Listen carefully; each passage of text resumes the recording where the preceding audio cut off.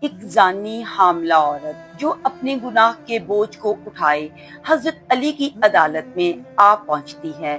آنکھوں میں آنسو، زبان پر صرف ایک التجا، انصاف، اور حضرت علی جن کا نورانی چہرہ اللہ کے نور سے چمک رہا ہے۔ ایک فیصلہ جو رحمت، انصاف اور حکمت کی بے مثال اظہار بن گیا۔ یہ وہ واقعہ ہے جو انسانیت کو عدل اور اللہ کی رحمت کا اصل پیغام دیتا ہے۔ دیکھیے نورانی کہانی۔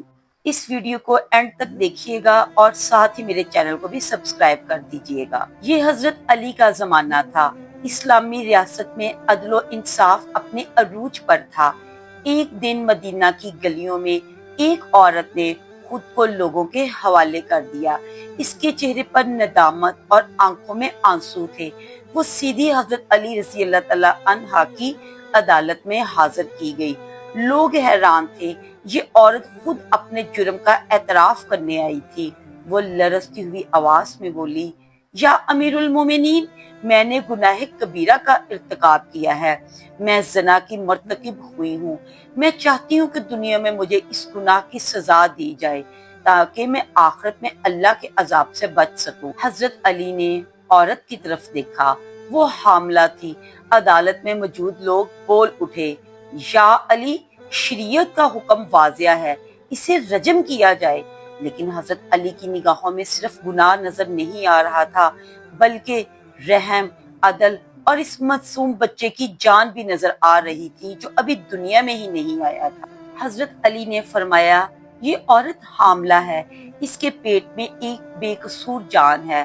اگر آج ہم حد نافذ کریں گے تو اس معصوم کی زندگی ختم ہو جائے گی، حالانکہ اس کا کوئی قصور نہیں۔ اس وقت اسے سزا دینا ناانصافی ہوگی۔ پھر حضرت علی نے عورت کو حکم دیا کہ وہ چلی جائے اور جب بچہ پیدا ہو جائے تو واپس عدالت میں حاضر ہو۔ وقت گزرتا گیا، عورت نے بچے کو جنم دیا اور اب وہ اپنے وعدے کی پاسداری کرتے ہوئے دوبارہ حضرت علی کی عدالت میں آ گئی۔ بچے کو اپنی باہوں میں تھامے وہ روتے روتے کہنے لگی، یا علی، اب اللہ کا حکم پورا کیجئے، میں اپنے رب سے نجات چاہتی ہوں۔ حضرت علی نے اس عورت کی طرف دیکھا۔ اس کے بازوؤں میں ایک دودھ پیتا معصوم بچہ تھا جو ماں کے دودھ کا محتاج تھا۔ حضرت علی نے فرمایا، یہ بچہ ابھی ماں کے دودھ پر پل رہا ہے۔ اگر تم پر حد جاری کی گئی تو یہ معصوم کس کا سہارا لے گا؟ تم بچے کو دودھ پلاؤ۔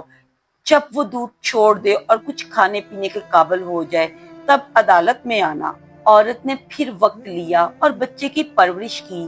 اس عرصے میں وہ سچی توبہ کرتی رہی، اللہ کے حضور گڑ گڑاتی رہی، رو رو کے اپنے رب کے سامنے معافی اور تلافی کرتی رہی، توبہ اور استغفار کرتی رہی۔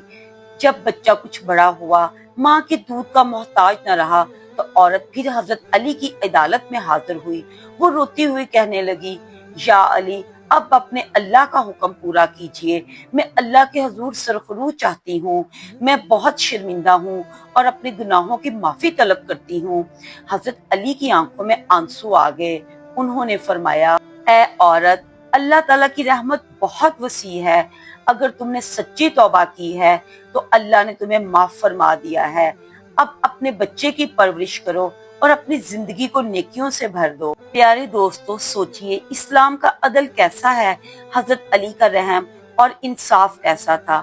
ہمیں اس واقعے سے یہ سیکھنا چاہیے، ہم سب گناہ گار ہیں۔ اگر ہم سچی توبہ کریں، اللہ کے حضور گڑ گڑائیں، اپنے گناہوں کا اعتراف کریں اور دوبارہ اس راہ پر نہ چلیں تو اللہ ہماری مغفرت فرماتا ہے۔ ہمیں اللہ کی رحمت سے کبھی مایوس نہیں ہونا چاہیے۔ عدل اور رحم ایک ساتھ چلتے ہیں اور سب سے بڑھ کر سچی توبہ اللہ کے ہاں ضرور قبول ہوتی ہے۔ امید کرتی ہوں آپ کو آج کی ویڈیو اچھی لگی ہوگی۔ میری اس ویڈیو کو آپ لائک کریں، چینل کو سبسکرائب کریں اور مجھے کمنٹ باکس میں اچھی رائے کا اظہار کریں۔